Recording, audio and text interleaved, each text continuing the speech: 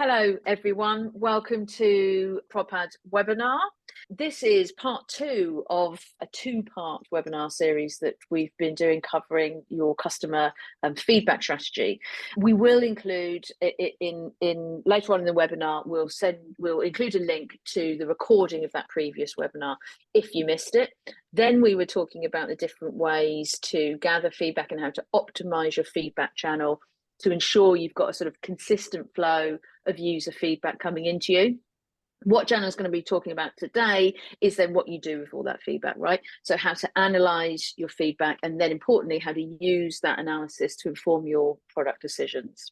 But just before we get into it, just want to do a bit of housekeeping. First of all, it's not just Janna and I from the ProdPad team. We've got Andy here. I'm pointing down because she's below me, but that might not make any sense for you. We've got Andy with us. So Andy is one of the product experts on our team who knows prod inside and out. So for any point you've got any questions about ProdPad specifically, or you'd like to follow up and talk to someone about the tools that ProdPad has, Andy you can talk to Andy now in the chat, and Andy can reach out and follow up with you afterwards. Amazing. Thank you so much, Megan. And thank you, everyone. Thanks for joining. What I'll do is I'll leave my link here below. If you ever want to talk all things ProdPad, I'm always on hand. Back over to you. Great. The other bit of housekeeping is we're here for about an hour. We will make sure that there's time within that at the end to have a question and answer session. In your Zoom control bar at the bottom there, you'll see there's a specific box for Q&A. If at any point during the webinar you come up with a question, just pop it in there, and then we will come back to those questions at the end and go through and answer them. Also, we've got the chat facility that you guys are using now. That's open and available throughout, so do feel free to chat amongst yourselves in the chat. Right. Just before I hand over to Janna, let me just explain for anyone who's not a ProdPad customer what ProdPad is. So we are a product management platform, an all-in-one platform that allows you to run your strategy and road mapping, your idea and backlog management, and your feedback, your customer feedback management. The tool gives product teams a centralized hub for all their product work, a single source of truth. It also includes a whole bunch of collaboration tools and integrations, which means that you can bring the rest of the organization in on the ride. So you can let all your stakeholders and colleagues know the information they need to know about what's happening in product, but also contribute insights and contributions in an easy way. ProdPad also has the most advanced AI tools of any other product management tool, all of which are designed to save you time, to take some of the heavy lifting off your hands, to help you stay true to best practice, and to make you a better product manager with more time to spend on the most valuable work. So you can help yourself to a free trial of ProdPad at any time. Visit prodpad.com, or of course you can connect with Andy here and she'll be able to take you through and show you. ProdPad was created sort of 12 years ago by our very own Janna Bastow, CEO and co-founder, and her co-founder Simon Cast. It was, they built ProdPad as a direct solution to the problems they were facing as product managers. So we're a team of product people here at ProdPad building a product to solve product problems. So talking of product problems, what are we going to talk about today? We're going to talk about how you analyze your customer feedback to inform your product strategy. So without further ado, let me hand over to Janna. Awesome. Hey, thank you so much for that warm intro. Let's get this thing started. Good to see everybody here. Good to see that your keyboards are working, and good to see that some folks here who are already checking out ProdPad, or I see some friendly faces as well. Shout out to those who are already ProdPad users. Say hi in the chat. And for anybody who's interested in using it, give a shout out. Let me know if you want a demo, say demo, and Andy will drop you a message right after this and we'll hook you up. But in the meantime, let's kick off and start talking about what it is that we're going to be talking today. So we should be talking about our customer feedback strategy, right? And what it should be looking like. If you joined our last webinar, you would have seen this slide. This is our complete customer feedback strategy. And firstly, with this, you have to gather feedback. You have to have effective feedback channels, bringing in a consistent flow of thoughts and feelings and insights from your customer base. You need to understand what they think of your product, what their problems are, what they need help with. And then you need to take that feedback and analyze it. You need to look for themes and trends and all that. You need to determine what the most common problems are. And once you understand that, you need to look at how it influences your product strategy. How do you take that insight and use it to help validate your product ideas? How do you use it to help prioritize what you're going to be working on? How does it inform new initiatives and ideas? And lastly, you need to make sure that that part of your customer feedback strategy is a key part of your strategy is responding to that feedback, updating customers, and really what we call is closing that loop, making sure customers are in the loop with what you're doing. So in our last webinar, we covered the first half of this feedback strategy. We looked at a bunch of different feedback channels and talked about how to maximize each one and establish a consistent flow of feedback that'll give you enough fuel to feed your product strategy on an ongoing basis. Hands up, who was here at that last webinar? Who caught that one?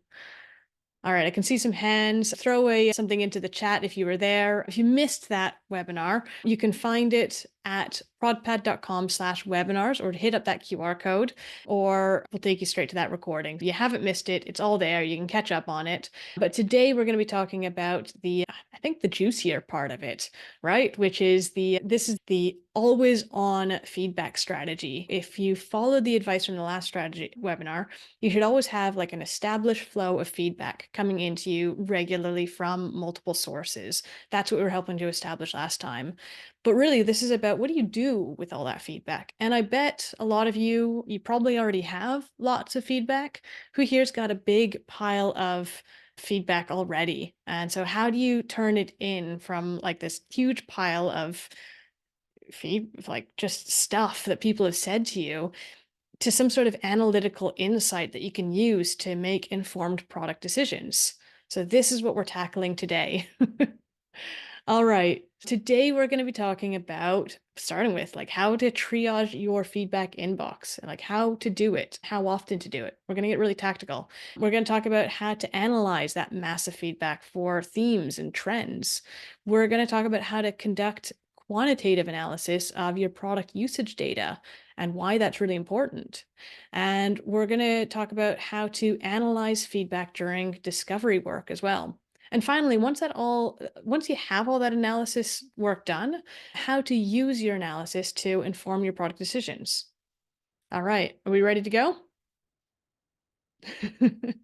All right. Really, before we get started on anything, we need to get all of this feedback into a decent organized state. And this requires triaging all this incoming feedback and doing it regularly. If you don't do it, it's going to turn into a problem for you. I bet some of you might already be in this problem where you've got this big pile, and that's something we can help with. But all of this incoming feedback is going to completely run away from you and pile up and become an overwhelming, unyielding wall of noise. It becomes unmanageable and terrifying. I've been there. I've seen lots and lots of product people there. We've seen it happen too many times. We actually speak to product teams and PMs who let their feedback inbox run away from them, and the job of analyzing it becomes impossible. So they end up walking away and just ignoring it. And then the problem gets worse. And a lot of teams in this sort of trouble come to us and they use ProdPad to help untangle this mess and get back on track. But I'm going to show you more about that later. But my tips on getting your feedback into an organized state, ready for analysis, really comes down to, one, taking ownership, right? If there's no one person, if no one knows who's responsible for feedback triaging, no one's going to do it.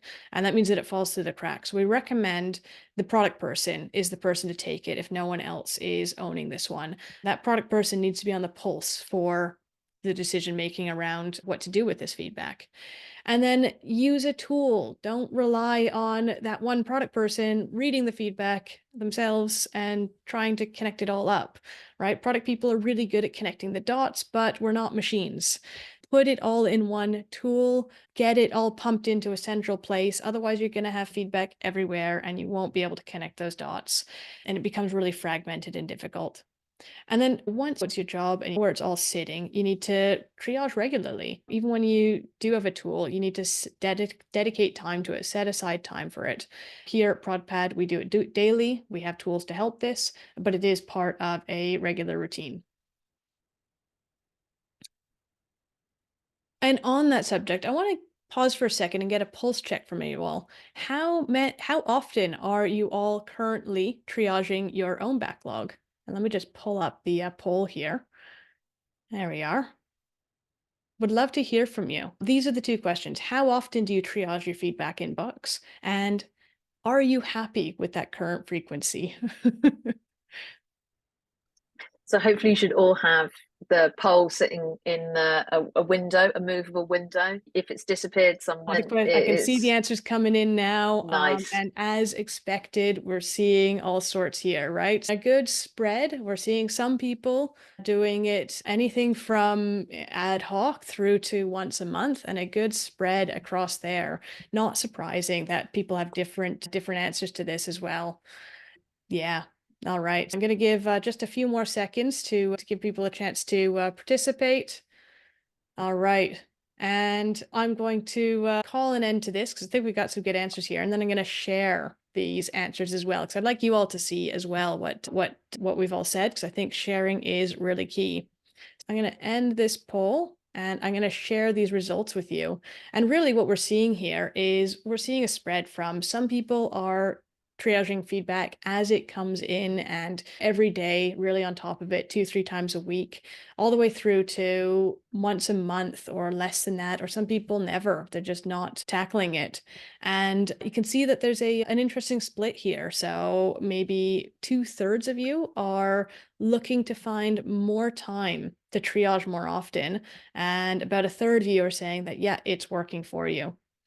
I wonder, maybe we'll be able to do this later. I might be able to correlate as to whether the people who are doing it more often are happy and saying it's working, or whether that's the people who are saying that they're doing it not at all.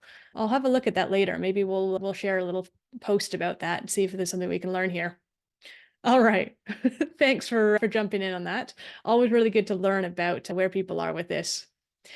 So just as we've seen, different teams take different approaches to how often they work through their feedback. Here at ProdPad, we're advocates for doing it every day or as often as it makes sense for the feedback that's coming in for you, the amount of feedback that's coming in. But here's the thing, is doing it daily establishes it as a habit, something you do over your morning coffee or after your morning stand-up. Without that habitual pattern, it's really easy to let the regularity slip and get yourself into trouble where it becomes something that doesn't get done at all. It doesn't become part of your weekly to-dos. If it's not a hard and fast daily slot in your calendar, then it becomes a to-do list item that ends up getting bumped by other more important, more urgent things, because we know that we always have more urgent things to do, right?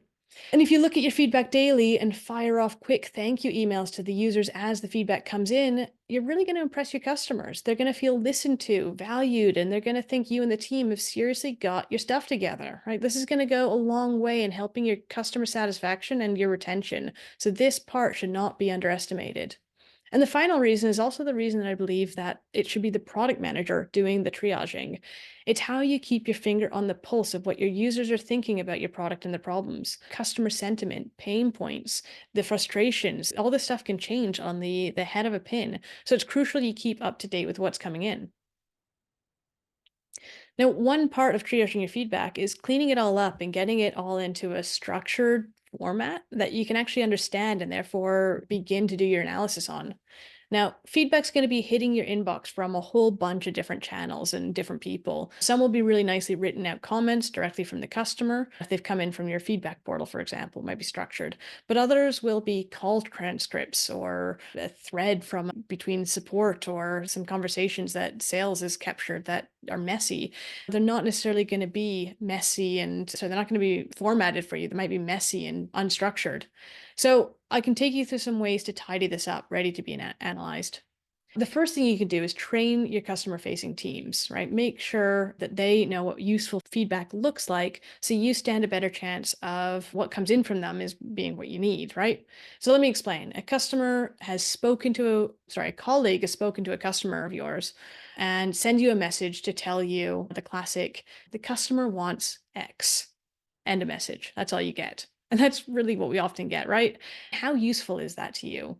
Obviously not very. Why do they think they need that feature? What do they think that feature will do for them? What's the problem they're trying to solve? That's what you want to know, because maybe X feature is the best way to solve that problem, but maybe not. Maybe you have a better way of solving the problem already on the roadmap or in your backlog somewhere. If not that, maybe you can at least take the problem and run it through discovery to explore a bunch of other potential solutions to find the best and most efficient one. So if feedback comes into you like that, like as a specific feature request, you have a bunch of work to do to follow up that ask the questions to get to the heart of the problem, figure out what problem needs to be solved. But if you explain this to your customer team, they can do that work up front and will save you a lot of time when it comes to triaging this feedback. Now, we've actually talked about this before, and we actually made a slide deck template that you can use to train your customers on how to get the most useful feedback. It contains details on why this is worth their time and what difference it'll make for them, what questions to ask their customers, and a bunch of examples of good versus not so good feedback. If you want a copy of this deck, just let us know in the chat now. Just say training deck in the chat right now, training deck. And we're going to get Andy. Andy's here on the call now, and she will send that over to you right after this. When they send you the link, you'll be prompted to make a copy of it, make a copy, and then tweak and edit until you're ready to take it to your team. This is something you can present to your sales and customer teammates. So it's to train up your internal team so that they can pull feedback from your wider customer base. Right. Everyone who wants the training deck, get your word in there. These slides are Google slides, so you'll need a Google account, but you can use any account to access the account. It doesn't need to be the email that you've signed up with today. If you don't have a Google account, just reply and let us know, and we'll get a PDF copy to you. That sound good?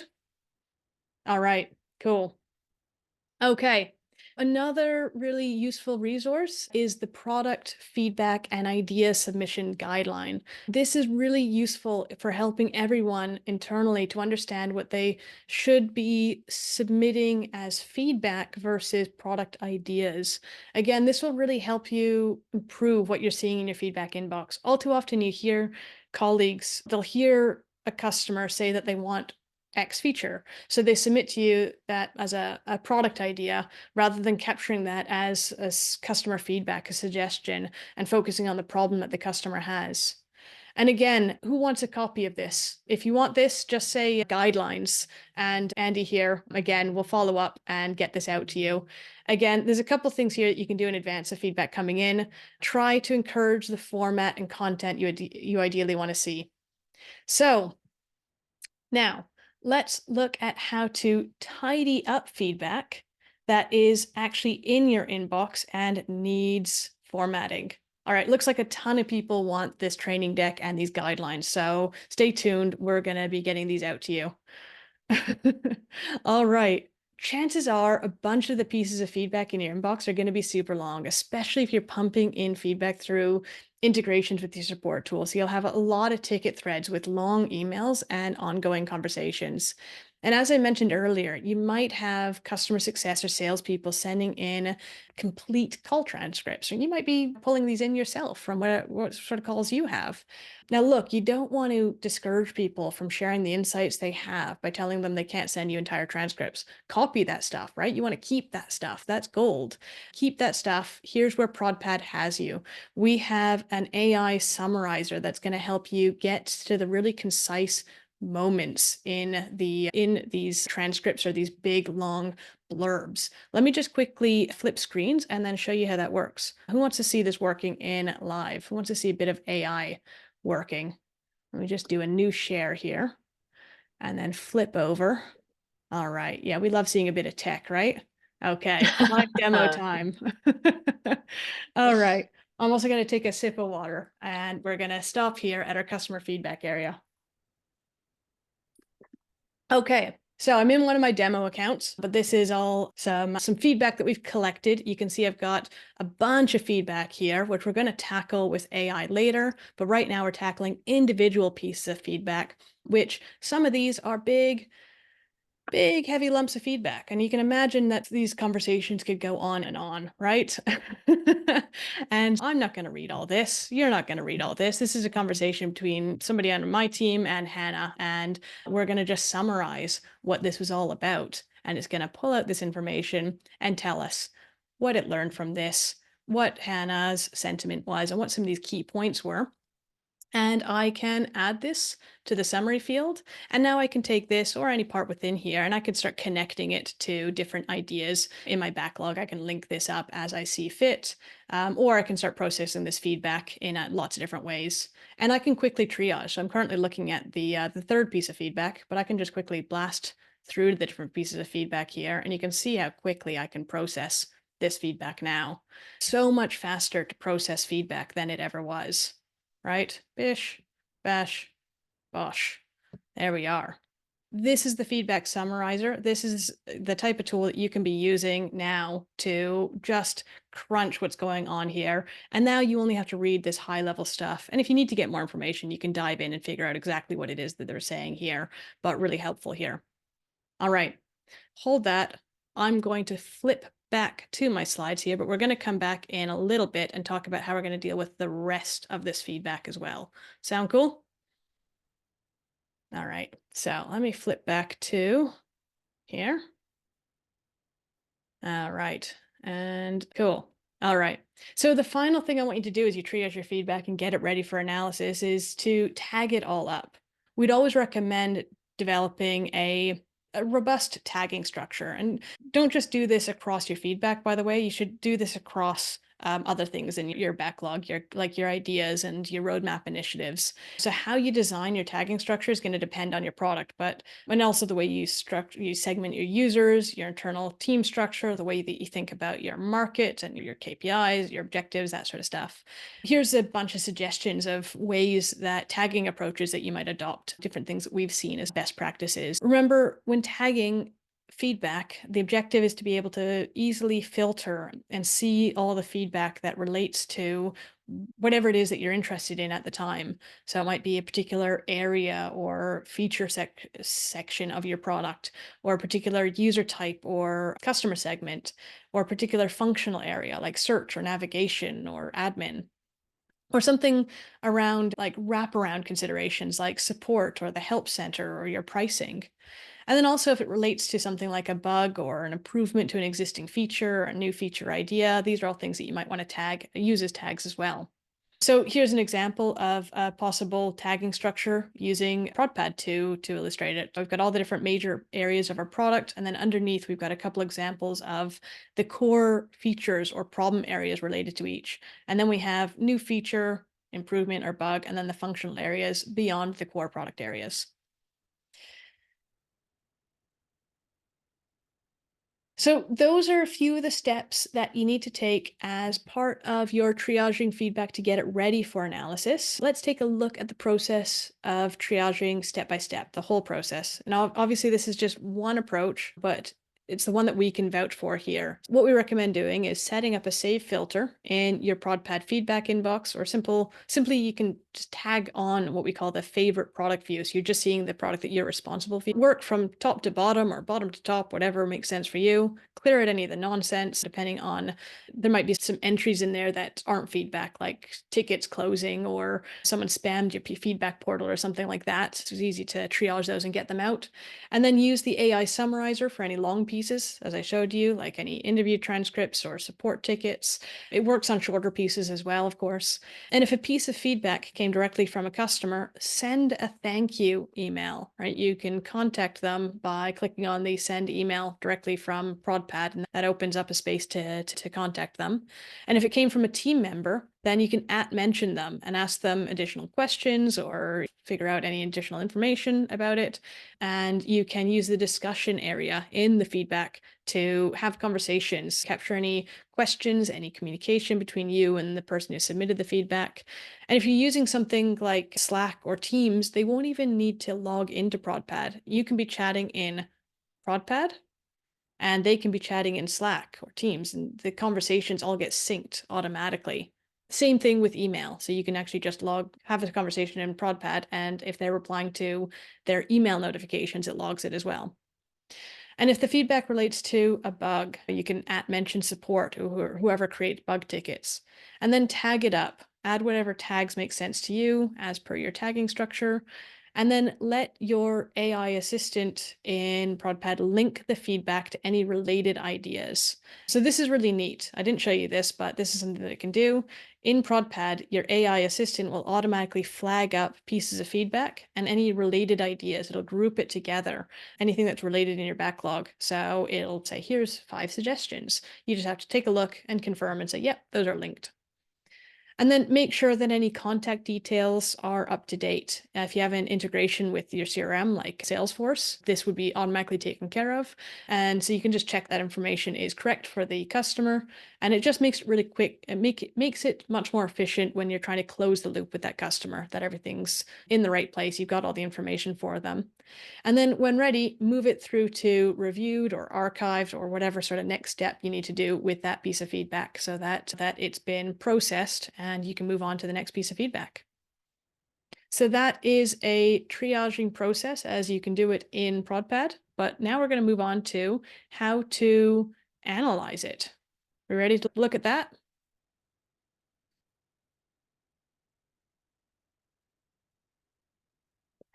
That's my time for take a sip as well. All right.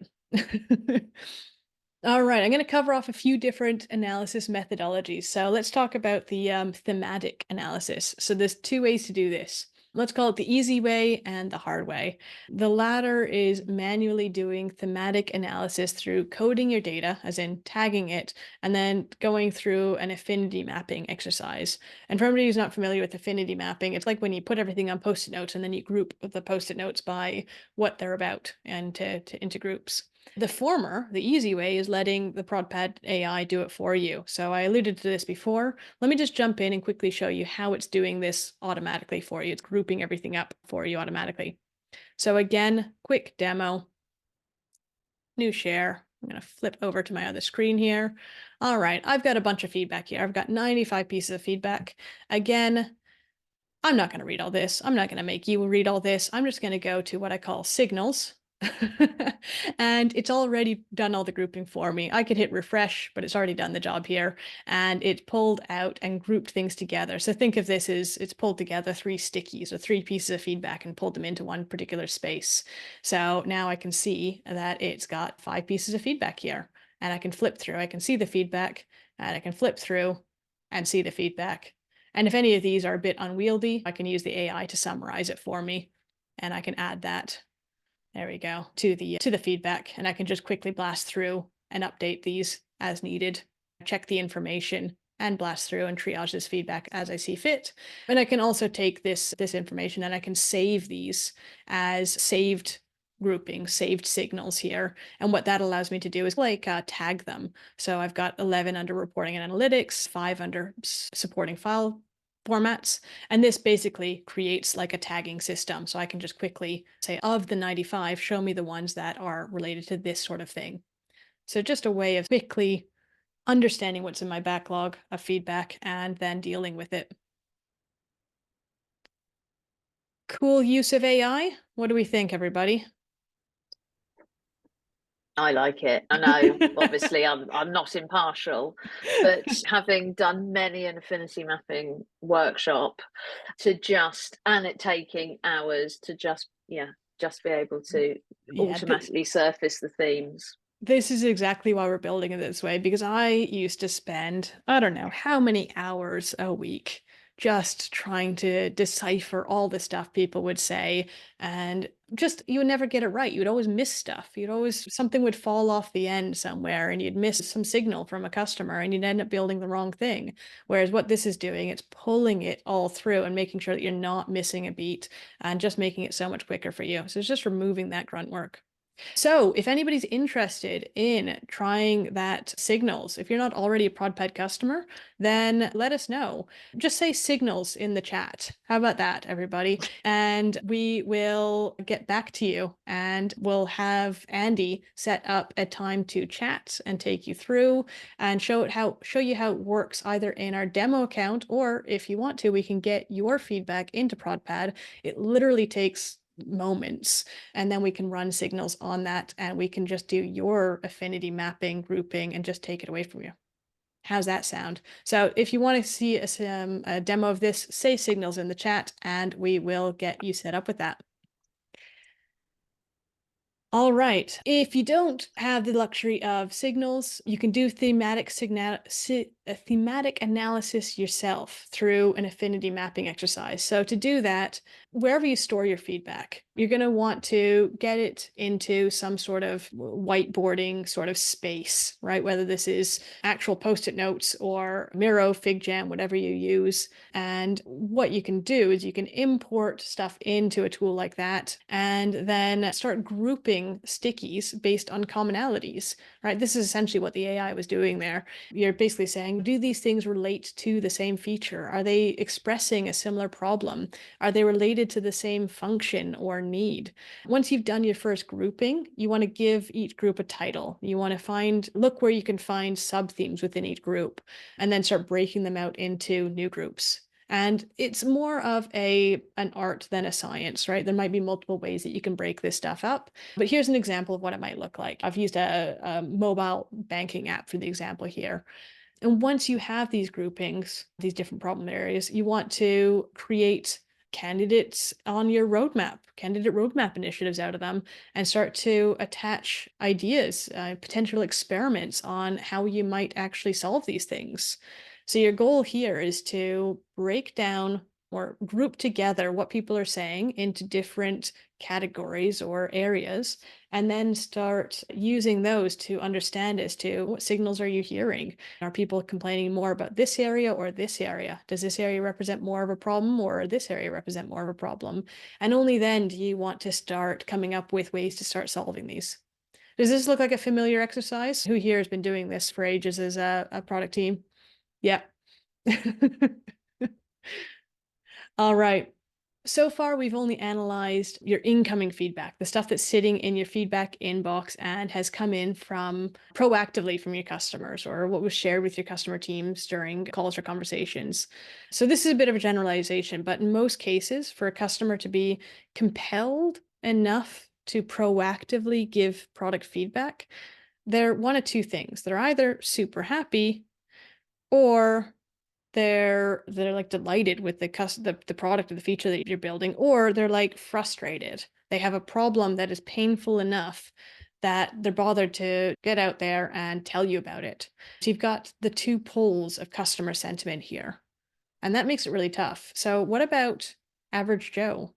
Right? Most of our users are going to be average Joe. They're going to be lukewarm on a lot of the stuff that you do. They're not feeling frustrated enough to tell you about the product. They're not feeling delighted enough to go and shout about it out of nowhere. What is their experience of your product? What problems that they have that could be solved or solved better?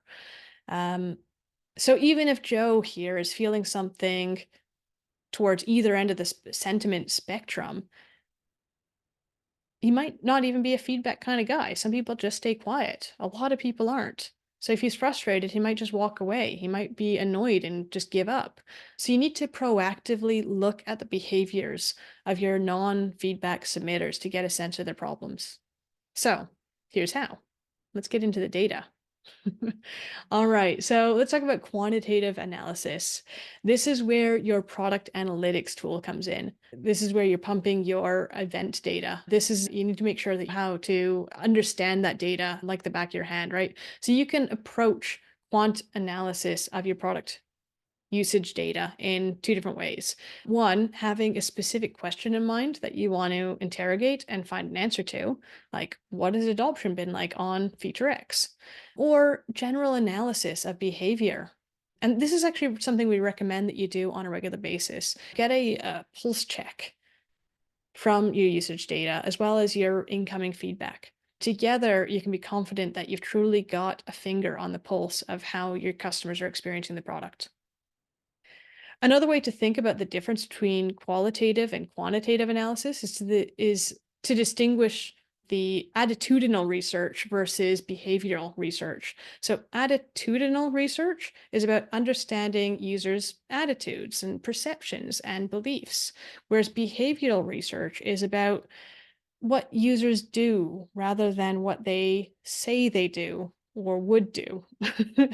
So conducting quantitative analysis of your usage data is one way of doing behavioral research. You're going to go into your analytics data in the hope of coming away with some solid findings about how your users are behaving in the product. So what should you be looking for? Think about feature usage. Are the features getting, are there some features that are getting used more than others? Are there any that are being neglected? Right? Just because you shipped a feature doesn't mean that it's actually being used. So check that out. Look at session times. How quickly do people move on from your product or from the feature? Is the feature not holding attention very long? Do they not finish making use of the whole journey of using that feature? Look out for friction points. Where do sessions most commonly end? Where is time on page too short or too long? That might indicate where people are getting confused or frustrated.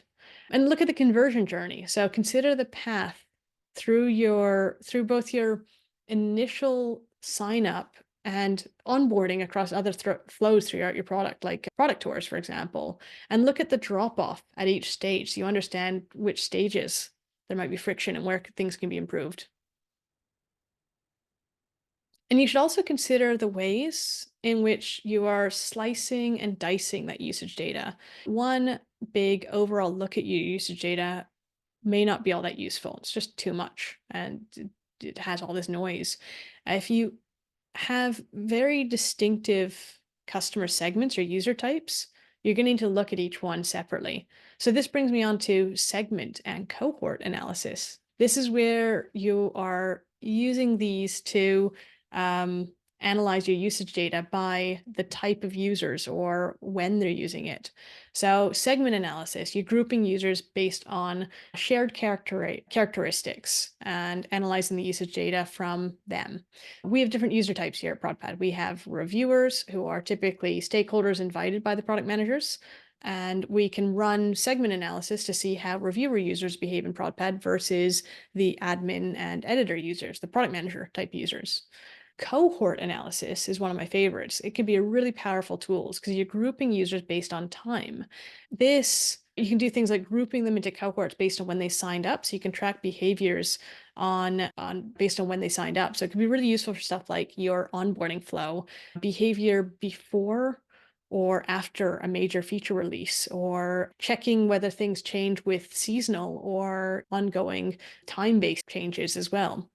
So what's really important here with sentiment or cohort analysis is that you're really trying to make the analysis as meaningful as possible. You're trying to look at a particular type of user or a particular point in time and glean insights from that'll function like direct feedback does, tell you what their problems in general and what your problems with your product might be as well.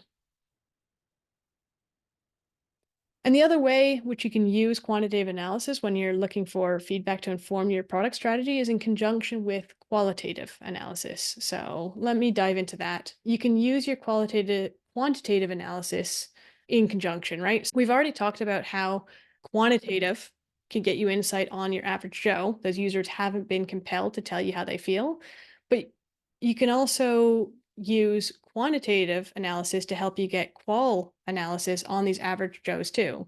So let's say you want to get feedback on a certain feature. You can go to your usage data to understand the breadth of usage for that feature. Then you can identify users from the top, middle, and bottom percentile in terms of how much they're using that feature. You can then use that insight to inform your qualitative analysis. That list of users becomes the list of people you reach out to for feedback on that specific feature. This becomes part of your research plan that you are making, that you're using to make sure you're listening to a range of different user levels and experience levels with your product. So your quantitative analysis is telling you where to go for your qualitative analysis.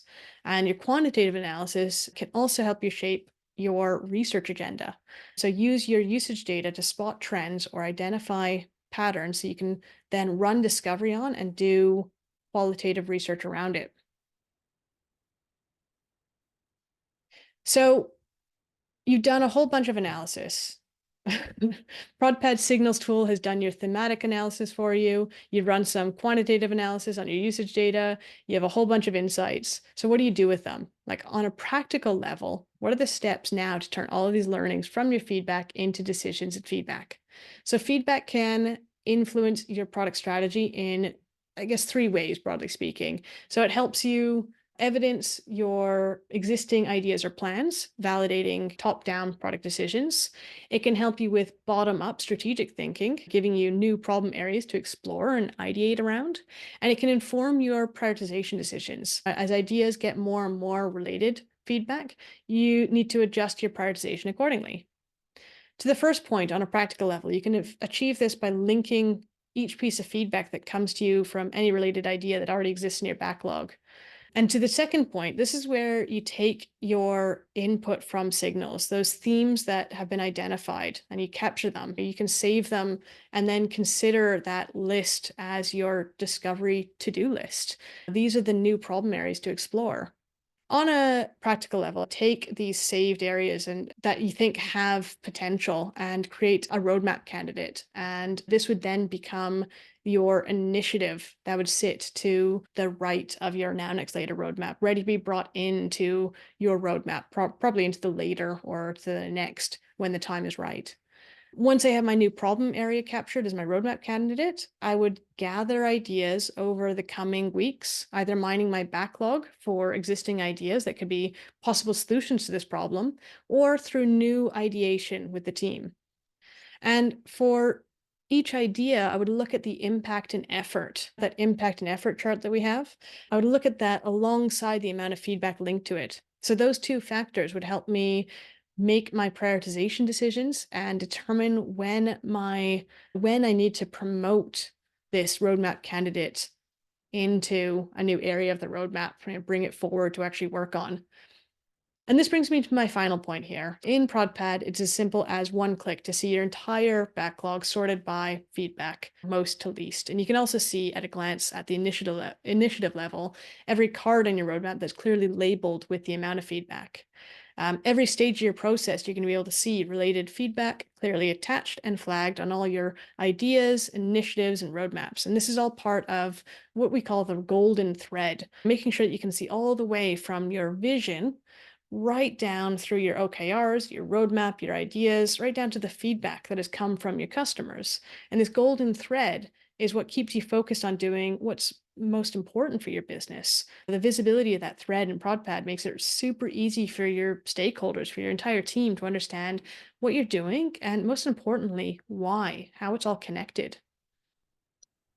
Janna, just quickly on the second point there about the way in which your feedback analysis can spark new ideas, the sort of bottom up strategy. I was talking to someone on our product team the other day, and it was interesting. We were talking about the signals tool, and they were saying, well, actually, what they find super useful about that tool is maybe not necessarily the top signal with the most feedback, or even maybe the second one, but the one like a few down. Because if you're triaging your feedback, you're talking to customers, the top ones, the things that are bubbling up that are most commonly talked about, right? You should have your finger on that pulse. You know them. It's great. You see them grouped together, you see them articulated, and that's great. But most of the time, like, you'll be tackling those things. So it's a case of attaching that feedback to existing initiatives on your roadmap. But looking a few down, then you start to see things that are starting to bubble up, and you get that sort of forward view. And so she was just saying, for her, that is what is really given new insight and transform stuff. It feels like because of that automatic, the signals tool servicing those themes, you're looking further ahead than ever were before. So I think that's really interesting about bringing it from the bottom up thinking, the new ideas, the new thing, and creating those roadmap candidates like accordingly. Yeah, that's a really good point. Is what's really important is giving that visibility and having product managers think further ahead and making more informed decisions about what it is that what they're heading towards, so that they end up building stuff that reflects what the customers are asking for, but isn't just customer driven, isn't biased by the latest, loudest customer. Because in the past, the way that product teams have worked, I know this because I've done this. Oftentimes things get thrown off track because you end up with a customer who's asked for something quite loudly through the sales team and has waggled some dollars in your way, or something comes up 3 or 4 times recently, and so you get sidelined by recency bias. And so that ends up taking precedence. What should be happening is removing those biases so you can say, well, here's what's important to the business, right? We're trying to be the X of Y, and we're trying to solve this problem and this problem. And here's what we've heard from our customers, not just in the last week, because that's what you can remember, and not just from this one customer, which that's obviously some implicit bias there, or not just from one loud stakeholder, but actually our entire body of feedback, going back however many years you need to, so that you can basically say, here's what we've been hearing, and let's tie that in with what we're seeing in the app as well. Once you get that bigger picture, you're not customer driven, you're customer informed, and that starts giving you much clearer picture as to whether the stuff you're working on is in fact the right stuff for your business or not, right? On that note, I want to open it up. Are there any questions that anybody here has? Throw them into the questions area. Or Megan, if you've got any that you want to throw our way, then let's. Yeah, so we've got one that's come in, which is super interesting. So the question is relate to when you have a busy roadmap, a backlog full of ideas, like more ideas than you can get to, do you keep triaging feedback? And I think I understand what you're saying here. I think sometimes often you'll think that your feedback coming in is, well, we said, right, is the fuel for your product strategy. It's where new ideas come from, it's where new improvement ideas come, or whatever. What's your advice if you've got a massive backlog already, your dev team are going full throttle, there's plenty to be getting on with? Yeah. Should you still be looking at your feedback every day? Yes. So you should be looking at your feedback. It should be part of what you're doing. Because the thing is, even though you've got a full throttle pile of stuff that's in your backlog, this feedback that's coming in should be the type of thing that informs as to whether you're heading in the right direction, right? And so you might discover that actually, based on the feedback, the stuff that's in your roadmap that was important because you put it on the roadmap 6 months ago and you're working on it now, turns out actually, you need to change direction, right? I know you put it in your plans, and that's what the developers were going to work on in November, but can you change direction and have them work on something else? Because all the customers are now talking about this other thing. Now, it's rare that you get so much customer feedback that you have to pull the plug on something and change direction entirely. But an example is, for example, some new tech comes in, AI lands, and all of a sudden you're like, wow, like people's expectations and our capabilities have changed as well. Like you bet that we pulled the plug on our roadmap and changed direction when that capability came in, and it's worked wonders for us because we've been able to take advantage of that. And that was all from listening to the market and listening to our customers and making sure that we had that flexibility. So you do have to be listening to the insights from your customers. At the same time, it shouldn't be an overwhelming job, right? If we're doing our job right, then you should be able to do your job right. And it should be no more than a few clicks of a button and something pulling up and saying, here's what's been in your feedback for the last week or so, right? It shouldn't be something that you're sitting here with 1,000 post-it notes stuck to the back of your head and you're not sure which one is which, right? That's product management of old. Product management today should allow you to understand everything your customers are saying and connect it really easily. And that's why we're saying definitely stick to, if you can, daily, even if it is just go in there, click a few buttons, see what's in there, and draw those connections for you. Nice, great, thanks. We've got a question here from Cameron. So he says we're in the process of so they're importing everything as ideas from their old Jira based process. They're transferring it all, I assume, into ProdPad, into feedback. Is there a recommended way to decide what remains as an idea and what can be moved as feedback? I think this sort of relates to those guidelines which we'll send out to all you guys. There we've outlined exactly that, what should be considered feedback and what should be an idea, but maybe talk to that briefly. So we've Janna. got, I want to tackle this really quickly, but Cameron, we will send you those guidelines and we'll post them out. But basically the gist of it is that things that are coming directly from your customers should come in as feedback. If they're representing new product areas or solutions, as opposed to problems to solve, I'd put those in as ideas. So we've got to listen. If it looks like this, then put it in as an idea. If it looks like this, then put it in as feedback. So we've got a guide there that we'll send you that sort of helps you delineate those.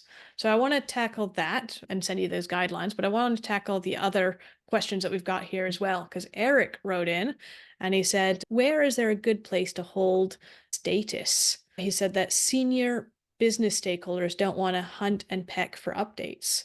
Well, your senior stakeholders, if we're talking about ProdPad world, your senior stakeholders will have access to it and will get updates about what's going on in there.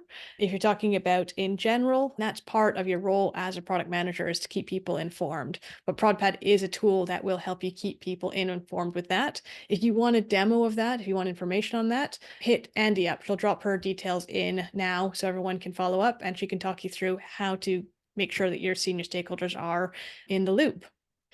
And I want to get to the last question as well, because I see one more popped in very last minute. Vinay says, thank you for this fantastic talk. Thank you, Vinay. He said, would you please share how ProdPad would help creating the golden thread? So what I mean by golden thread, this is a term that I see thrown around by companies who are trying to create a sense of cohesion and clarity with what's important for the business all the way through down to what is happening at the more tactical level.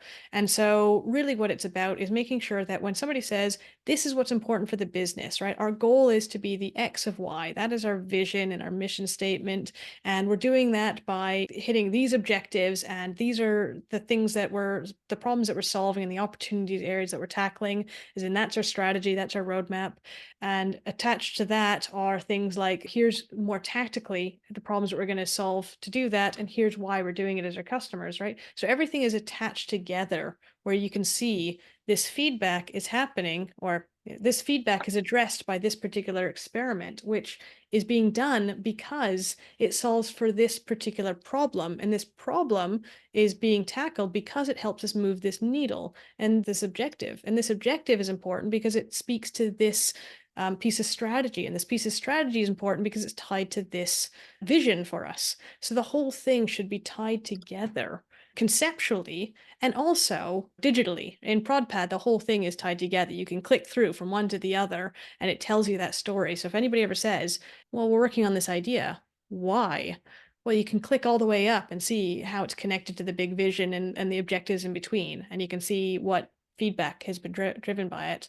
And if you're looking at the big vision, you can see, well, what are we actually going to do that's tied to it? And anybody who's a senior stakeholder or junior tactical person doing the work, they're all connected by this golden thread. A very short answer, but I do recognize that we are just about out of time. We went slightly over because questions came in last minute, but thank you so much for those questions and good to hear from everybody. Yeah, and thank you, Janna, for that insight. That was great. And yeah, anyone who wants to join our next webinar, please do. Here it is. We've got saying how to say no to the CEO. So stakeholder management tips with Melissa Apple. Yes. All right. So see you all back here. Same time, same place. We'll be doing another one of these. Thank you all once again. Thank you, Megan, for teeing us up once again. And Andy for being on hand to follow up with everybody who wanted to get the demos and all those guidelines and all those treats that we're going to be sending out. All right. And thank you, everybody. Take care and see you again next time. Thanks. Bye now. Bye for now.